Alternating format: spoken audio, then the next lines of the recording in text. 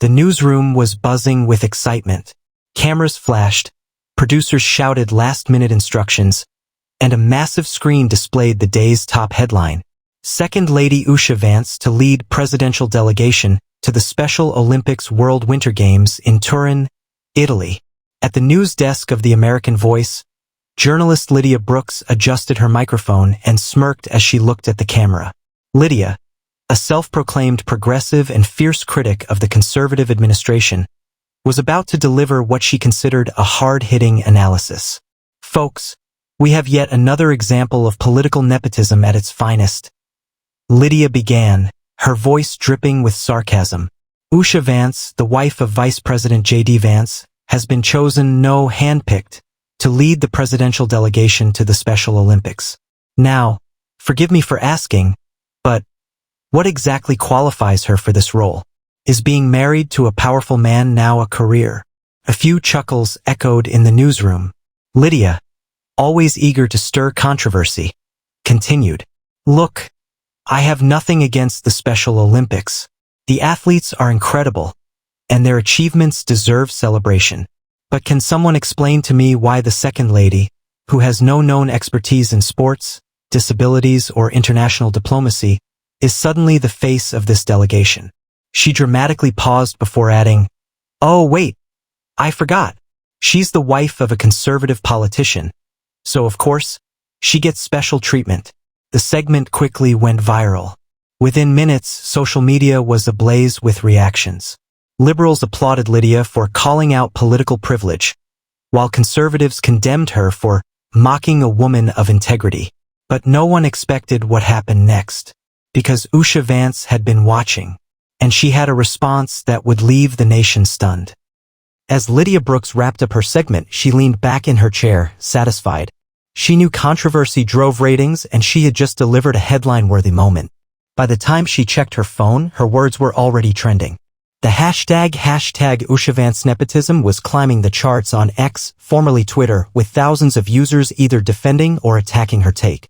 On the conservative side, commentators were furious. Fox News ran a counter-segment within the hour blasting Lydia for disrespecting a woman who has done more for this country than a room full of self-righteous journalists. Tucker Reynolds, a well-known right-wing podcaster, posted, "Lydia Brooks mocks Usha Vance for being chosen to lead a Special Olympics delegation. Remind me, what has Lydia ever done for disabled athletes? Oh, right? Nothing. Hashtag stand with Usha." On the left, Lydia's fans were celebrating her as a truth-teller. One progressive influencer, Emily Carter, tweeted, "Let's be real. If Usha Vance weren't married to J.D. Vance, she wouldn't even be in the conversation. Lydia Brooks just said what we were all thinking. Hashtag no nepotism." But in the middle of the chaos, one person remained unusually quiet, Usha Vance herself. Instead of responding immediately, the Second Lady took her time. She didn't issue a press statement. She didn't fire back on social media. Instead, she waited. And then, nearly 24 hours after Lydia's segment aired, she responded in a way that no one expected. It was a quiet evening in Washington, D.C. The White House press office had remained silent on the controversy, refusing to be dragged into what they called media theatrics. Then Usha Vance logged into her official Instagram account. She posted a single video, no flashy production, no teleprompter. Just her sitting in a well-lit room dressed in a simple navy blue sweater. She looked calm, collected. She began speaking. "Hi, everyone. I usually don't respond to online drama, but after watching Ms. Lydia Brooks' segment, I felt it was important to address her concerns because I believe in honesty even when it's uncomfortable." She leaned forward slightly. "First, let's talk about why I was chosen to lead this delegation. It's not because I'm the vice president's wife. It's because I've dedicated years of my life to working with underserved communities, particularly children and adults with disabilities. Something that, unfortunately, Ms. Brooks didn't bother to research before making her statements. The internet froze. She continued. "Before I was Second Lady, I was a working attorney, one who spent time advocating for disability rights, supporting veterans, and ensuring that people from all backgrounds had access to legal protection. I didn't inherit this role. I earned it. And unlike Ms. Brooks, I don't mock people for opportunities they work for." By now, conservative commentators were cheering. Liberal viewers? Silent. Even Lydia Brooks herself had yet to respond. But Usha wasn't done. As for the Special Olympics, let's talk about that. These athletes are some of the most inspiring individuals I've ever met. Their stories deserve to be heard, not turned into political talking points. That's why I agreed to lead this delegation. Not for fame, not for status, but because this event and these athletes matter. A brief pause. Then her final words that would be replayed millions of times across social media. Ms. Brooks, I'll leave you with this. Instead of tearing down women you don't understand, try lifting up the people this event is really about. If you're truly passionate about the Special Olympics, I invite you to come with me to Turin. See for yourself what this event is about. But if you'd rather sit behind a desk and make uninformed jokes, then I think we're done here. Mic dropped. The post shattered engagement records. Within 3 hours, it had 7 million views on Instagram alone. Hashtag Stand with Usha was now trending worldwide. And as the dust settled, one question remained.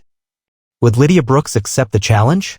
Lydia Brooks sat in her Manhattan apartment, staring at the screen. Usha Vance's response was everywhere. Every network was playing clips of it. Every news site had a headline about it. And every social media platform was filled with praise for the second lady's calm but devastating takedown. Lydia wasn't stupid. She could read the room. She had expected conservatives to attack her, but she hadn't expected so many moderate and even liberal voices to call her out. A well-known progressive journalist, Daniel Hayes, tweeted, "I disagree with Usha Vance politically, but she handled this with class. She actually has experience working with underserved communities. Maybe we should do our homework before making accusations." Even some of Lydia's longtime supporters were questioning her. One user commented under her latest Instagram post, "Lydia, you've always been about facts.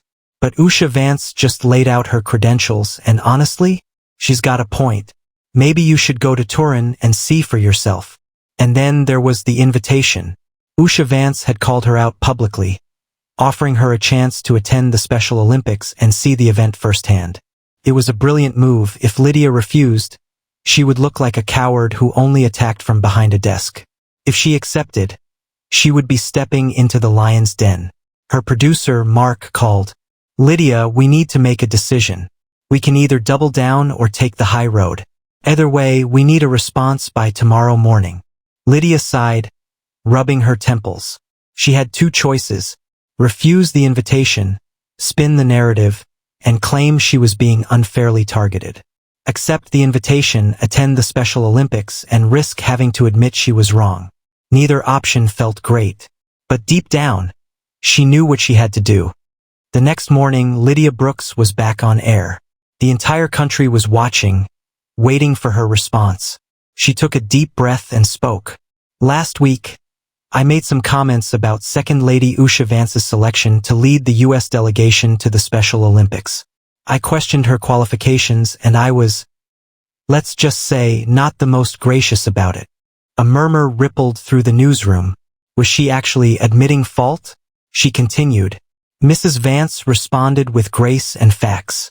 She outlined her work with disability rights, which, I'll be honest, I hadn't looked into before making my remarks. "That's on me." Somewhere in Washington, Usha Vance watched with a small smile. She also did something unexpected. She invited me to attend the Special Olympics with her.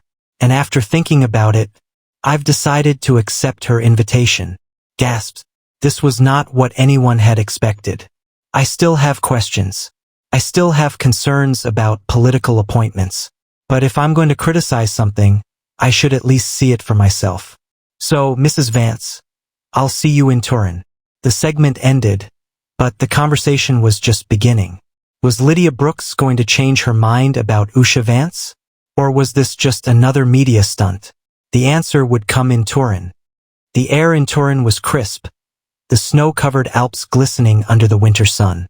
The Special Olympics World Winter Games had officially begun, and the city was alive with energy.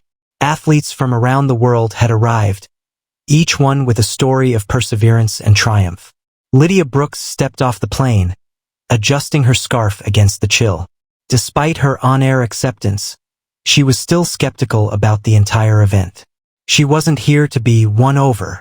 She was here to investigate whether Usha Vance's leadership was about genuine service, or just another political photo op.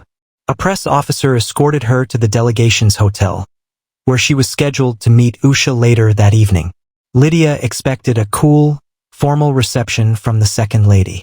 But when she walked into the meeting room, she was met with something entirely different. Usha Vance stood near the fireplace, talking warmly with a group of Special Olympics athletes and coaches. She wasn't just shaking hands and smiling for cameras. She was engaged, laughing with them, listening intently to their stories. Lydia watched from the doorway, arms crossed. This wasn't what she had expected. Usha noticed her and excused herself from the conversation. Walking over, she extended a hand. "Lydia, glad you made it." Lydia hesitated, then shook her hand. "I keep my promises." Usha nodded, motioning for her to sit. "Good, because tomorrow you're coming with me to meet some of the athletes up close." Lydia's eyes narrowed. "I'm not here for a PR stunt." Usha chuckled. "Neither am I." Lydia wasn't sure what to make of that. The next morning, Lydia found herself standing on the edge of an outdoor ski course, watching as Special Olympics athletes prepared for their events. She had covered hundreds of sporting events in her career, but there was something different here, an energy she couldn't quite explain. Then she met Jonas Ramirez. Jonas, a 17-year-old from Texas, was a downhill skier with cerebral palsy. Despite his condition, he had trained for years to get to this moment. His parents, standing beside him, wiped away tears as he adjusted his helmet. "I just want to prove that I can do this," Jonas told Lydia. "That no matter what people say about me, I can win." Lydia felt a lump in her throat. She had spent the past week arguing about whether Usha Vance deserved to be here. But standing in the cold, watching Jonas prepare to race, she realized she had been missing the point entirely. This event wasn't about politics. It was about them, the athletes. When Jonas crossed the finish line, securing a bronze medal, Lydia found herself cheering louder than she ever had before. And when she turned, she saw Usha Vance standing beside her, smiling knowingly. "Now do you see why this matters?" Usha asked. Lydia didn't have an answer. Not yet. But something inside her had changed. That night, Lydia Brooks sat alone in her hotel room, staring at her laptop. She was supposed to write her first report from Turin, but for the first time in a long time, she didn't know what to say. She had come here expecting to expose Usha Vance as a political opportunist. But what she had seen today, the raw determination of the athletes, the tears of their families, the genuine way Usha interacted with them, had shaken her assumptions. Lydia had always prided herself on being someone who challenged the powerful. But had she, in this case, been so determined to criticize that she had ignored the truth? Her phone buzzed.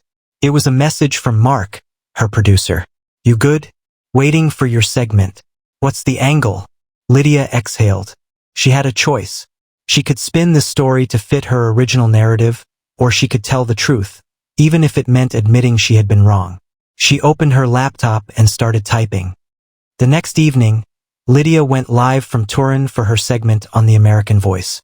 She adjusted her earpiece, took a deep breath, and faced the camera.